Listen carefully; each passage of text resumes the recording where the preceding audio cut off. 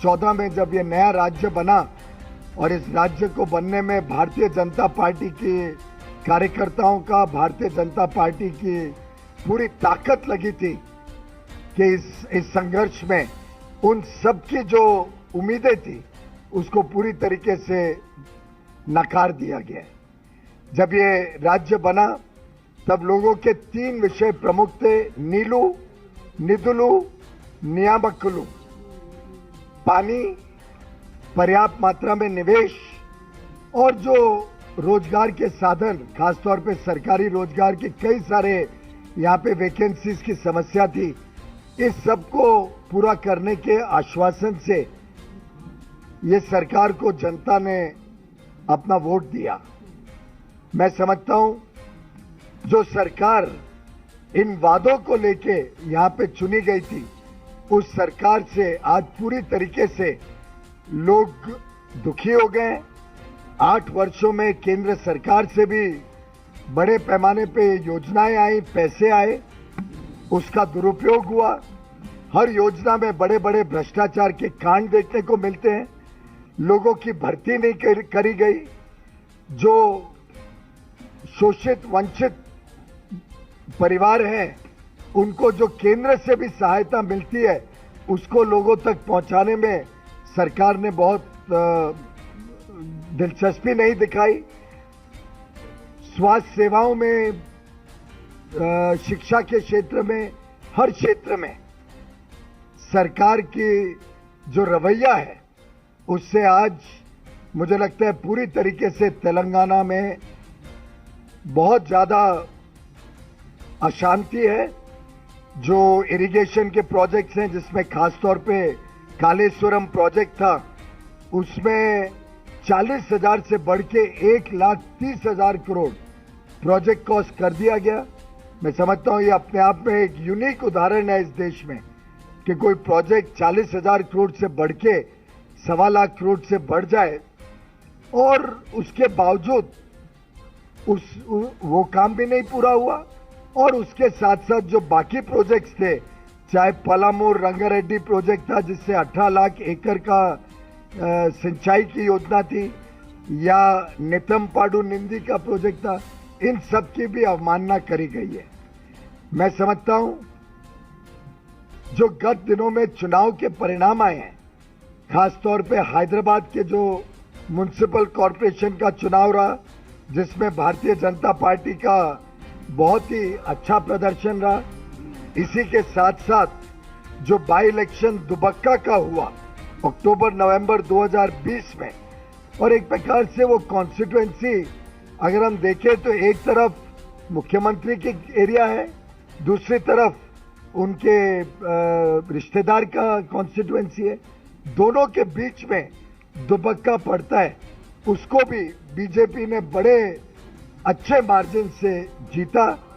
इसी के साथ साथ जो हाल में हजूराबाद का बाई इलेक्शन हुआ, उसमें भी भारतीय जनता पार्टी का रिजल्ट बहुत अच्छा रहा और अपेक्षा ना होते हुए भी, सामान्य तौर पे मुझे लगता है मीडिया के मित्रों की भी अपेक्षा नहीं थी कि वो सीट भारतीय जनता पार्टी जीत सकती है।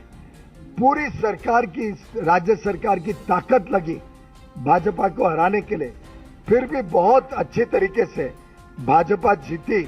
मैं समझता हूं 2019 के चुनाव से ही टीआरएस का सिलसिला डगमगाने लगा है। 4 सांसद भाजपा के चुन के आए और उसके बाद से एक के बाद एक जो भाजपा की विजय होती जा रही है, ये माननीय प्रधानमंत्री नरेंद्र मोदी जी के प्रति जो तेलंगाना की जनता का विश्वास है, जो प्यार है, जो उनके संवेदनशील नेतृत्व के प्रति पूरी तरीके से तेलंगाना की सरकार उनके साथ खड़ी हुई है, उसका एक प्रमाण है। आगे आने वाले दिनों में स्पष्ट हो चुका है कि तेलंगाना में बदलाव के बादल आ रहे हैं, बदलाव स्पष्ट और निश्चित होने वाला है और भारतीय जनता पार्टी एक अच्छी, ईमानदार, संवेदनशील, जनता की आशाएं, अपेक्षाएं और उम्मीदों को पूरे करने वाली सरकार हमारे यहाँ के भारतीय जनता पार्टी के अध्यक्ष श्री बंडी संजय जी के नेतृत्व में, हमारे केंद्रीय मंत्री श्री किशन रेड्डी गारू के नेतृत्व में और लाखों कार्यकर्ताओं के खून पसीने से, उनके पूरे मेहनत से अब भारतीय जनता पार्टी तेलंगाना की भ्रष्ट और परिवारवाद से घिरी हुई सरकार को खत्म करके भाजपा प्रधानमंत्री मोदी जी के नेतृत्व वाली केंद्र सरकार और राज्य सरकार मिलके डबल इंजन सरकारें तेलंगाना की जनता की सेवा करने के लिए तत्पर है। बहुत बहुत धन्यवाद। धन्यवाद आदरणीय पीयूष जी। हमारे बीच में तेलंगाना के हमारे भारतीय जनता पार्टी के बहुत ही लोकप्रिय प्रदेश अध्यक्ष बंडी संजय जी भी हैं। मेरा आग्रह है कि वह स्थानीय भाषा में मीडिया को संबोधित करेंगे। అందరికీ నమస్కారం। ఇప్పుడే మన కేంద్ర మంత్రివర్యులు శ్రీ పీయూష్ గోయల్ గారు ఈరోజు జాతీయ కార్యవర్గ సమావేశాల సందర్భంగా తెలంగాణకు సంబంధించి ప్రత్యేకమైన స్టేట్మెంట్ రిలీజ్ సందర్భంగా వారి విలేకరుల సమావేశంలో లోపల జరిగినటువంటి కార్యవర్గ సమావేశాలు జరిగిన చర్చ విషయంలో మనకు స్పష్టం చేయడం జరిగింది। అనేక ఉద్యమాలతోని, అనేక పోరాటాల ఫలితంగా, అనేక మంది విద్యార్థుల యొక్క, తెలంగాణ వాదుల యొక్క బలిదాన ఫలితంగా తెలంగాణ రాష్ట్రాన్ని కష్టపడి సాధించుకున్నాం। భారతీయ జనతా పార్టీ పూర్తి స్థాయిలో మద్దతు తెలిపింది। తెలంగాణ రాష్ట్ర ఏర్పాటులో భారతీయ జనతా పార్టీ ప్రధాన భూమిక పోషించింది। దాని ప్రధాన కారణం తెలంగాణ రాష్ట్ర ప్రజల యొక్క ఆకాంక్షలు, వాళ్ళ ఆశయాలను తెలుసుకొని వీళ్ళు పోరాటం చేస్తున్నారు, తెలంగాణ రాష్ట్రం కావాలనుకుంటున్నారని చెప్పి వాస్తవ విషయాలను గ్రహించి భారతీయ జనతా పార్టీ తెలంగాణ రాష్ట్ర ఏర్పాటుకు సపోర్ట్ చేసుకుంటూ వచ్చింది। దానికి అనుగుణంగా మద్దతు తెలుపుకుంటూ వచ్చింది। భారతీయ జనతా పార్టీ మద్దతు వల్లనే తెలంగాణ రాష్ట్రాన్ని సాధించుకున్నాం। కానీ దురదృష్టవశాత్తు తెలంగాణ రాష్ట్రం ఏర్పడిన తర్వాత, తెలంగాణ రాష్ట్రం ఏర్పడడానికి కారణమే నీళ్లు, నిధులు, నియామకాలు। ఒక విధానంతో, ఒక నినాదంతో తెలంగాణ రాష్ట్రాన్ని సాధించుకున్నాం। ఈ విధానంతో, ఈ నినాదంతో సాధించుకున్న తెలంగాణ రాష్ట్రం, దానికి భిన్నంగా ఇవాళ రాష్ట్ర ముఖ్యమంత్రి నేతృత్వంలో పాలన కొనసాగుతున్నది। ఆకాంక్షలకు, ఆశయాలకు విరుద్ధంగా తెలంగాణ రాష్ట్రంలో పాలన కొనసాగుతున్నది। వాళ్ళ నీళ్ల విషయంలో, కాళేశ్వరం ప్రాజెక్టు విషయంలో, అనేక ప్రాజెక్టుల విషయంలో ఏ విధంగా అంచనాలు పెంచి, దానికి ఉదాహరణ కాళేశ్వరం 30,000 కోట్ల ప్రాజెక్టు, 40,000 కోట్ల ప్రాజెక్టును ఎగ్దం ఒకటేసారి 1,30,000 కోట్లకు అంచనాలు పెంచి ఏ విధంగా తెలంగాణ ప్రజలను మోసం చేసిండో, ఏ విధంగా కమిషన్లు గుర్తుపడి అభివృద్ధి పేరుతోని ఈరోజు తెలంగాణ ప్రజలను మోసం చేసిండో ఈ ప్రకటన ద్వారా తెలంగాణ సమాజానికి, దేశ ప్రజలకు స్పష్టం చేసుకున్నాం। 8 సంవత్సరాల కాలంలో రాష్ట్ర ప్రభుత్వం ఏమీ చేయలేదు, ఇచ్చిన ఏ హామీని కూడా నిలబెట్టుకునే ప్రయత్నం చేయలేదు। కేంద్ర ప్రభుత్వము శ్రీ నరేంద్ర మోడీ గారి నేతృత్వంలోని భారతీయ జనతా పార్టీ ప్రభుత్వం ఈ తెలంగాణ రాష్ట్రానికి అన్ని విధాలా సహకరిస్తున్నది, సహకరించడానికి సిద్ధంగా ఉంది। కానీ దురదృష్టవశాత్తు తెలంగాణ రాష్ట్ర ప్రభుత్వం ఒక కుటుంబం చేతిలో నడుస్తున్నది। తండ్రి ముఖ్యమంత్రి, కొడుకు మంత్రి, బిడ్డ ఎమ్మెల్సీ, కూతురు ఎమ్మెల్సీ, అల్లుడు మంత్రి, వాళ్ళ వియ్యకుని కొడుకు రాజ్యసభ మెంబర్, ఒక కుటుంబమే ఒక కేబినెట్ గా మారి వాళ్ళ తెలంగాణ రాష్ట్రాన్ని ఏ విధంగా దోచుకుంటుంది, ఏ విధంగా అవినీతికి పాల్పడుతుందో వాళ్ళ తెలంగాణ సమాజం పాటు దేశం మొత్తం కూడా చర్చ జరుగుతుంది। దేశం మొత్తం కూడా దీన్ని చూసి ఆశ్చర్యాన్ని వ్యక్తం చేస్తున్నది। కాబట్టి అన్ని రంగాల్లో అవినీతికి పాల్పడుతూ ఒక కుటుంబం రాజ్యం వెళ్తున్న సందర్భంలో ఇవాళ టీఆర్ఎస్ పార్టీ ఏ విధంగా మూర్ఖంగా వివరిస్తుందో తెలంగాణ సమాజం ఆలోచించాల్సిన అవసరం ఉంది। దీని విషయంలో ఇలా చర్చించాలని మా జాతీయ ఉపాధ్యక్షురాలు శ్రీమతి డికే అన్న గారు దీన్ని స్పష్టం చేసి మా జాతీయ కార్యవర్గ సమావేశాలు దీన్ని స్పష్టం చేయడం జరిగింది। పూర్తి నాయకులంతా ఆశ్చర్యం వ్యక్తం చేస్తూ ఉన్నారు। ఇంత అన్యాయం తెలంగాణ రాష్ట్రంలో జరుగుతుంది, ప్రజలు ఇబ్బందులు పడుతున్నారు, ప్రజల పాలన గాలి కొదిలేసి రాష్ట్ర ముఖ్యమంత్రి కుటుంబం ఏ విధంగా జల్సాలు చేస్తుందో ఈరోజు మనం అందరూ ఆలోచించాల్సిన అవసరం ఉంది। కాబట్టి ఏ ఆశయాల కోసం, ఏ ఆకాంక్షల కోసం తెలంగాణ రాష్ట్రాన్ని సాధించుకున్నామో దానికి వ్యతిరేకంగా తెలంగాణ రాష్ట్రంలో పాలన కొనసాగుతుంది। కాబట్టి భారతీయ జనతా పార్టీ తెలంగాణ రాష్ట్రంలో అనేక ఉద్యమాలు చేస్తున్నది। ఇవాళ 17 సెప్టెంబర్ విషయంలో దానికి భిన్నంగా ఎన్నికల ముందు ఉద్యమ సమయంలో రాష్ట్ర ముఖ్యమంత్రి ఒక విధంగా వివరించాడు. అధికారంలోకి వచ్చిన తర్వాత ఏ విధంగా అమరుల త్యాగాలను గత చరిత్రను తిరమరిగేసి ఆయన కుటుంబం యొక్క చరిత్రను రాబోయే తలకు అందించిన కుట్రలో భాగమే ఈ విధంగా వివరిస్తున్నారు. కాబట్టి అందుకే ప్రజా సమస్యల పట్ల భారతీయ జనతా పార్టీ ఎప్పటికప్పుడు స్పందిస్తూ వస్తున్నది, అనేక పోరాటం చేస్తున్నది, అనేక ఇబ్బందులు పడుతున్నప్పుడు కూడా ముందుకు వస్తున్నాం. ప్రజా సంగ్రామ యాత్ర ద్వారా కూడా ప్రజలను చేరువయ్యే ప్రయత్నం చేస్తున్నాం. క్షేత్రస్థాయిలో ప్రజల సమస్యలు తీసుకున్నాం. ప్రజల నుంచి వస్తున్న స్పందన చూసి రాష్ట్ర ముఖ్యమంత్రి కుటుంబం డిప్రెషన్లో పోయి ఏ విధంగా ఇష్టానుసారంగా వివరిస్తున్నారో తెలంగాణ సమాజం చూస్తూ వస్తున్నది, దేశం చూస్తూ వస్తున్నది. కాబట్టి ఈ ప్రజాస్వామ్య తెలంగాణ నిర్మాణం కోసం ఇవాళ భారతీయ జనతా పార్టీ తప్పకుండా రాబోయే రోజుల్లో ముందుకు వస్తాం, తప్పకుండా కష్టపడి పనిచేస్తాం. తెలంగాణ రాష్ట్ర ప్రజల యొక్క నిధులు నియామకాల విధానంతో ఒక నినాదంతో ఏ విధంగా కష్టపడి తెలంగాణ రాష్ట్రాన్ని సాధించుకోవడమో దానికి అనుగుణంగా భారతీయ జనతా పార్టీ శ్రీ నరేంద్ర మోడీ గారి నేతృత్వంలో ఈ తెలంగాణ రాష్ట్రంలో డబుల్ ఇంజన్ సర్కార్ ఏర్పాటు కోసం తప్పకుండా ప్రయత్నం చేస్తాం. తెలంగాణకు అనుగుణంగా మేము ఉన్నాం.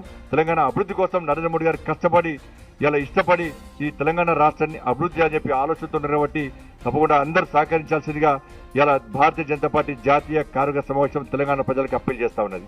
ధన్యవాదాలు. धन्यवाद। मेरा आग्रह है जी किशन रेड्डी जी से, हमारे बड़े लोकप्रिय यहाँ के नेता और भारत सरकार में मंत्री हैं, कि वह भी मीडिया के साथियों को संबोधित करें।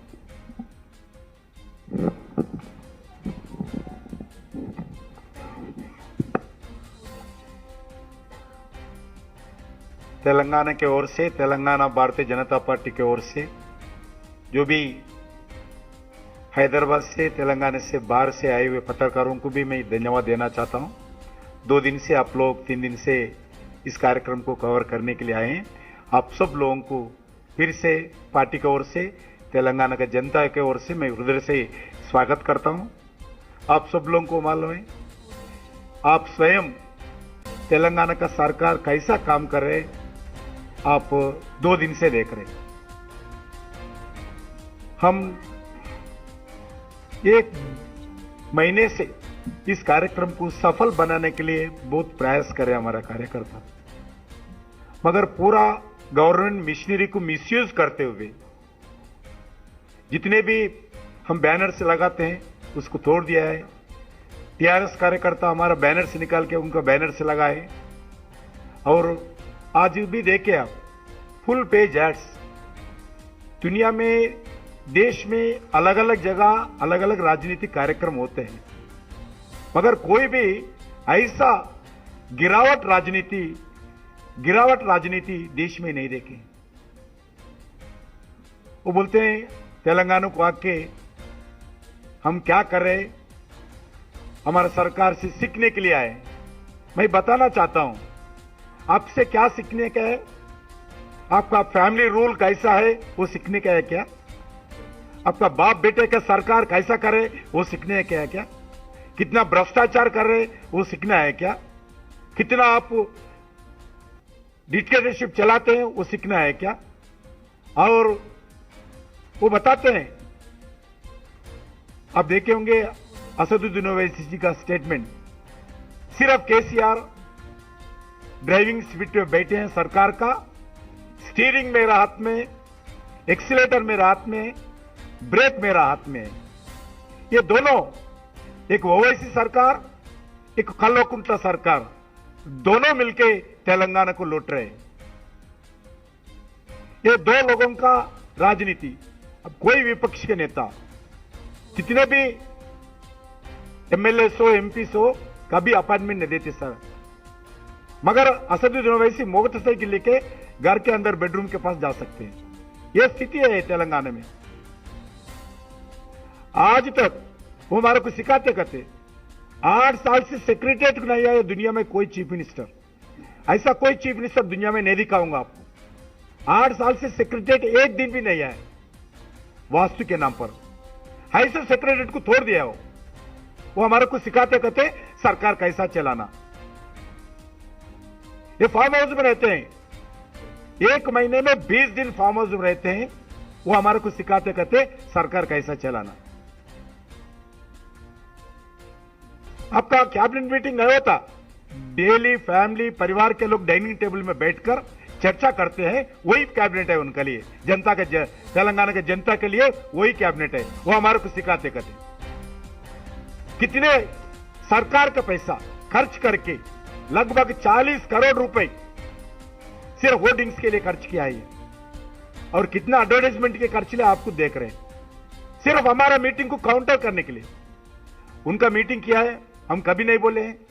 उनका मीटिंग वो करते हैं, कांग्रेस का मीटिंग वो करते हैं, अलग अलग राजनीति का मीटिंग करते हैं, मगर ऐसा गिरावट राजनीति कर कर सीधा डिप्रेशन में वो लोग, डिप्रेशन से ऐसा कर रहे हैं। अब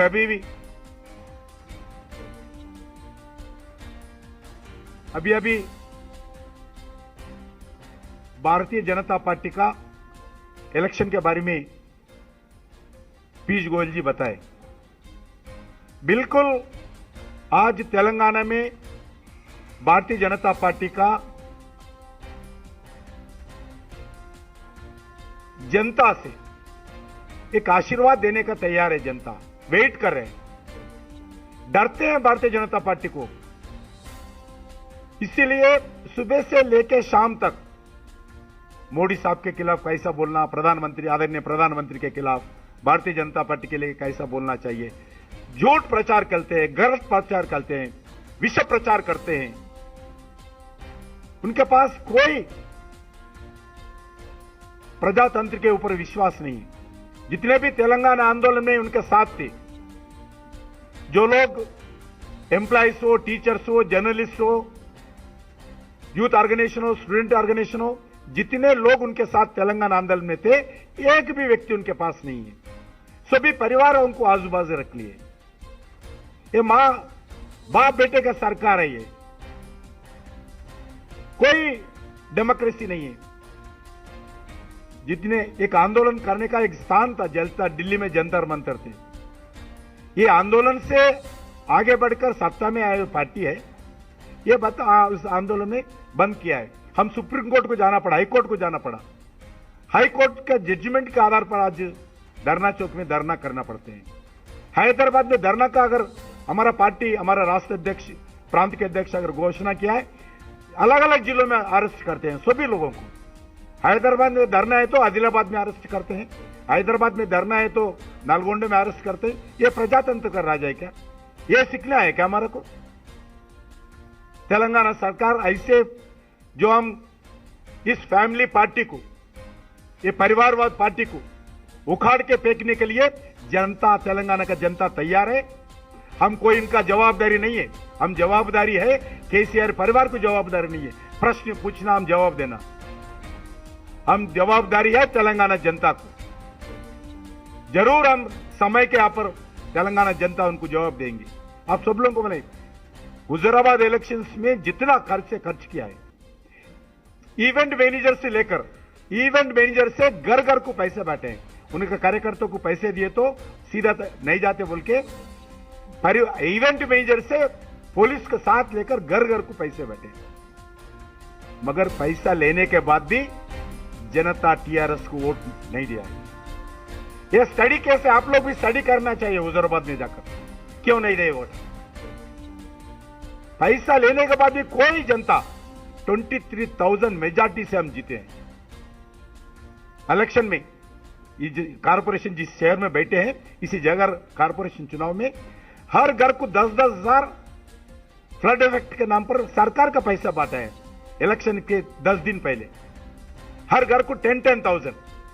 फिर भी जनता हमारे को आशीर्वाद दिया है, अच्छा मेजॉरिटी हमारे को जीता है। इसलिए मैं बताना चाहता हूं, ये वोट बैंक पॉलिटिक्स कर रहे। हम आने वाले दिन में इस सरकार के खिलाफ और संघर्ष और जारी करेंगे, तेज करेंगे, जनता को संगठित करेंगे। मोदी जी के नेतृत्व में हमारे को पूरा विश्वास है। तेलंगाना जनता भी ये चाहती है, भारतीय जनता पार्टी आना चाहिए, ये परिवार राज जाना चाहिए, ये फैमिली रूल जाना चाहिए। आप लोग को बताना चाहता हूं, वास्तु के नाम पर मुख्यमंत्री घर था पहला, वो घर में नहीं गए, नया घर बना लिया 4 महीने में, करोड़ रुपए खर्च करके 10 एकड़ में घर बना लिया उन्होंने। वास्तु के नाम पर सेक्रेटरीट को नहीं गया, 5 साल 50% पॉपुलेशन महिला है, मगर 5 साल महिला मंत्री भी नहीं है कैबिनेट में, एक मिनिस्टर नहीं था महिला। ये हमारे को राजनीति सिखाते हैं, इनसे हम सीखना क्या? एक महिला को 5 साल कैबिनेट में महिला नहीं रखते हैं, वो हमारे को सिखाते कहते स्टेटमेंट देते। इसलिए हमारे को पूरा विश्वास है, सबसे ज्यादा पेट्रोल रेट तेलंगाना में हैदराबाद में है, देश में सबसे ज्यादा। ये पेट्रोल के बारे में हमारे को बताते हैं, सबसे ज्यादा पेट्रोल टैक्स पेट्रोल डीजल के ऊपर तेलंगाना में है, सबसे ज्यादा लिक्कर सेल तेलंगाना में है, सबसे ज्यादा। रात को 1-1 बजे तक लिक्कर शॉप्स खोले हैं। इसलिए मैं बताना चाहता हूं, ये हम अलग अलग स्कीम पर वो बताते हैं, कोई स्कीम हम इंप्लीमेंट नहीं करना चाहिए। जितने पैसे है हमारा हाथ में दे दो, हमारा अकाउंट में डालो। आपको ने फ्री चावल देने वाले, आपको ने वैक्सीन देने वाले, हमारे को दो पैसे, हम देते हैं चावल। आप ग्राम पंचायत को क्यों पैसे देते हो? नहीं देना चाहिए, हमारे को दो, ये स्टेटमेंट देते हैं। स्टेट में 14th फाइनेंस के कमीशन के आधार पर, प्लानिंग कमीशन के आधार पर हम पूरा पैसे ग्राम पंचायत को हर साल देते हैं पॉपुलेशन के आधार पर देश भर में। वैसा तेलंगाना को भी आते हैं, वो नहीं लेना चाहते हैं। वो पैसा हमारे को दो, आप लोग ग्राम पंचायत को, स्टेट नहीं देना। एक पैसे भी इस 8 साल में ग्राम पंचायत को पैसे नहीं दिया। सिर्फ नरेंद्र मोदी जी के कारण, केंद्र सरकार के कारण जितने भी गांव तेलंगाना में है, उस हर गांव में सैनिटेशन हो, स्ट्रीट लाइट हो, उस सैनिटेशन के एम्प्लॉइज का सैलरी हो, सिर्फ केंद्र सरकार के पैसे से ही आज गांव चल रहे हैं। 1 రూపాయి नहीं देते। మీ అందరికీ ధన్యవాదాలు। రానున్న రోజుల్లో ఖచ్చితంగా తెలంగాణలో ఒక అద్భుతమైనటువంటి మార్పు రాబోతుంది। నరేంద్ర మోడీ గారి నేతృత్వంలో మరి ఈరోజు భారతీయ జనతా పార్టీ విజయం సాధించాలని ప్రజలు కోరుకుంటున్నారు। తప్పకుండా ఆ దిశలో మేము అడిగేస్తాము।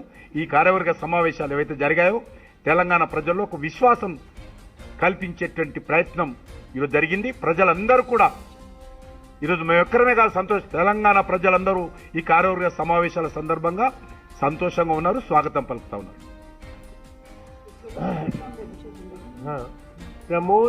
Pramod please 1 minute sir 1 minute. Pramod ANI।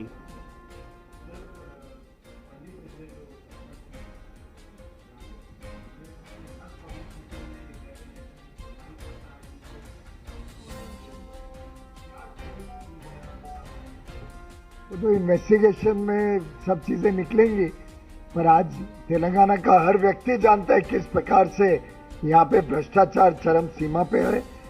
मैंने अभी उदाहरण दिया, प्रोजेक्ट कॉस्ट 3 गुना जब हो जाता है तो स्वाभाविक रूप में यहाँ पे चीजें गड़बड़ चल रही है। विकास के नाम पे लोगों की बड़ी अपेक्षाएं हैं, उनकी कोई अपेक्षाओं को पूरा नहीं किया जा रहा है। और वैसे तेलंगाना प्रॉस्परस स्टेट है, हैदराबाद के अच्छे रेवेन्यूज है, लेकिन उसके सामने जितना खर्चा होता है वो देख के अवश्य लगता है कि यहाँ गड़बड़ियां है। इसके ऊपर पूरी छानबीन होगी और इन्वेस्टिगेशन के बाद पूरी कार्रवाई की जाएगी। रत्ना सियासत प्लीज।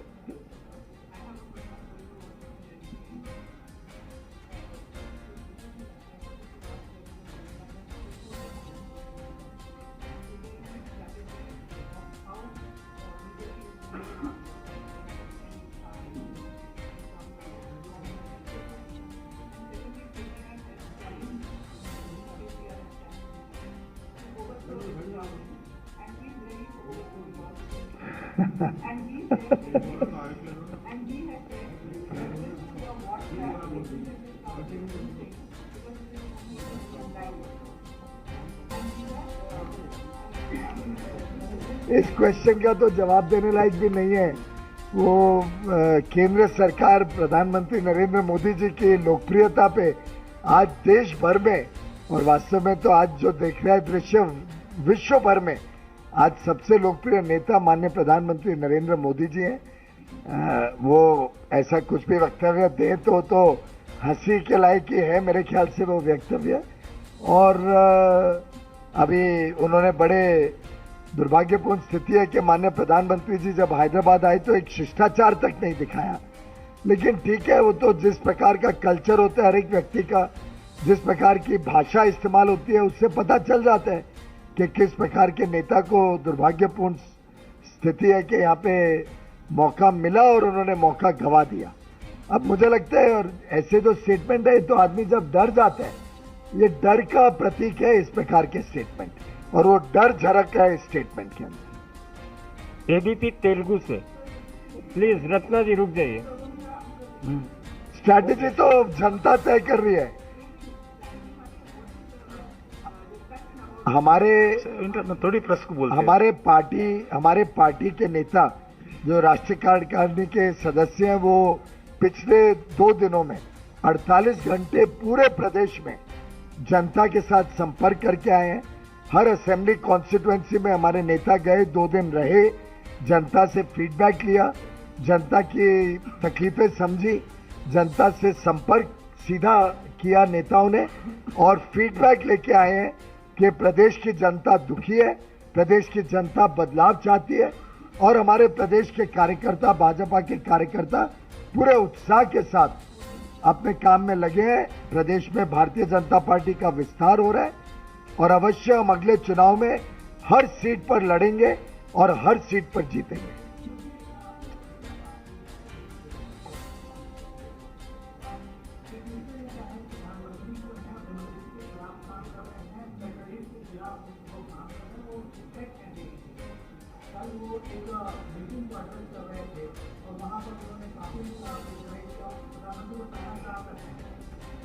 मैंने वही कहा ना, जिस प्रकार के अशब्द इस्तेमाल करते हैं वो दिखाता है कि वो पूरी तरीके से डर गए हैं।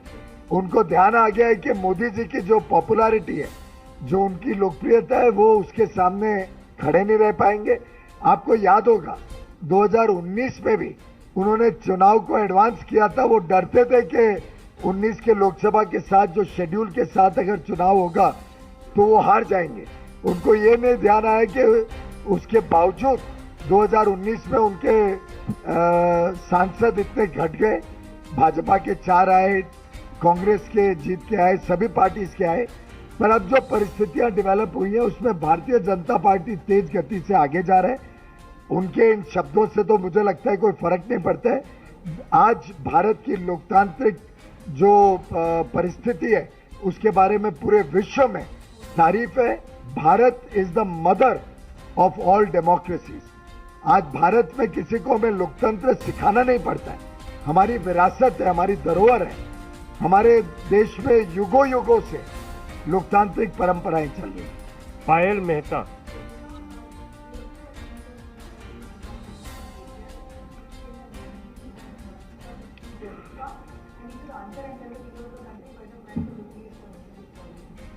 जन की बात तो वास्तव में जनता बार बार दिखा रही है। अभी मैंने हुजूमाबाद का भी जिक्र किया, हैदराबाद का भी आपने देखा था क्या हालत हो गई थी कि उनको, जो व्यक्ति घर से बाहर नहीं निकलते उनको कम से कम जनता ने चुनाव में देखा पहली बार, इस डर के मारे कि उनको लग रहा था कि पूरे रास्ता उनके पांव के नीचे निकलते जा रहे हैं। जहां रही बात रुपए की, पायल जी, मैं आपको और आप सभी मीडिया के बंधुओं को बताऊं, आज भारत का रुपया बाकी देशों के निस्बत ज्यादा स्ट्रांग है।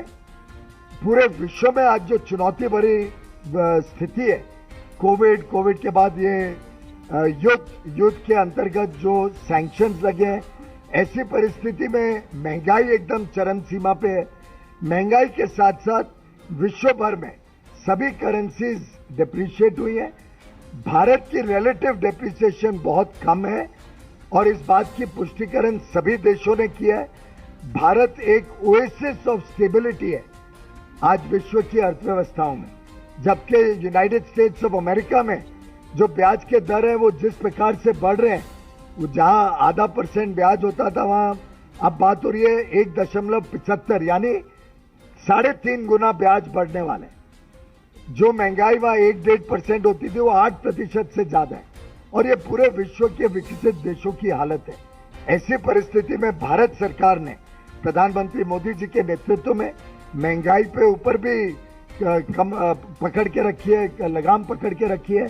ब्याज के दर भी लगभग रीजनेबल है अभी भी, और रुपए की कीमत relative to other currencies Bharat में स्ट्रॉन्गर है। अखिलेश शर्मा।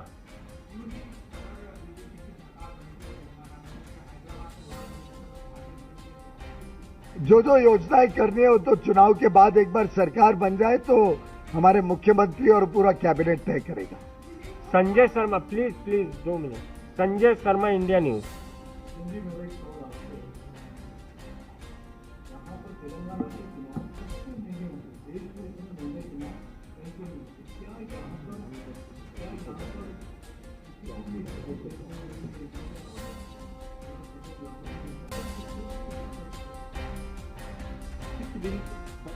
पहला स्थिति नहीं थे, मगर आज ये कुछ दिन से ऐसा स्थिति है। मगर हम आप लोगों को बताना चाहता हूँ, मैं अभी भी बताए, हुजूराबाद में देखे, हैदराबाद में देखे, कितने पैसे खर्च करने के बाद भी तेलंगाना का जनता जिसको चुनना है इसको वोट डाले हैं।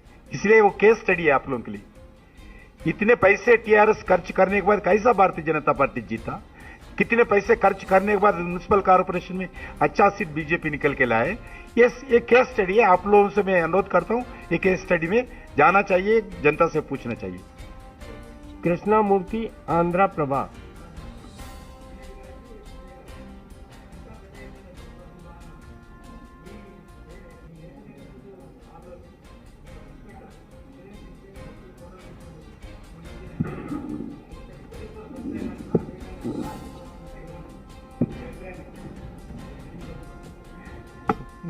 మా పార్టీలో सीक्रेट ఉండదు, मादी डेमोक्रेटिक पार्टी, हमारा फैमिली पार्टी नहीं है, हमारा परिवार पार्टी नहीं है। इसीलिए जो भी आए मगर इलीगली आए, क्योंकि पूरा सिक्योरिटी पुलिस वाला करते, हम नहीं करते, क्योंकि प्रेसिडेंट प्राइम मिनिस्टर रहने के बाद भी पार्टी कार्यकर्ता कम रहते हैं, पुलिस हैंड ओवर कर लेती है। मगर कोई भी आए इन्फॉर्मेशन हमको देते हैं, कोई डरने की बात नहीं। अगर केसीआर चाहे, उनका परिवार चाहिए, हमारा मीटिंग का प्रस्ताव हमको देंगे, ऐसा जबरदस्ती मीटिंग हॉल में जाके रिकॉर्ड्स लेना वो गलत है।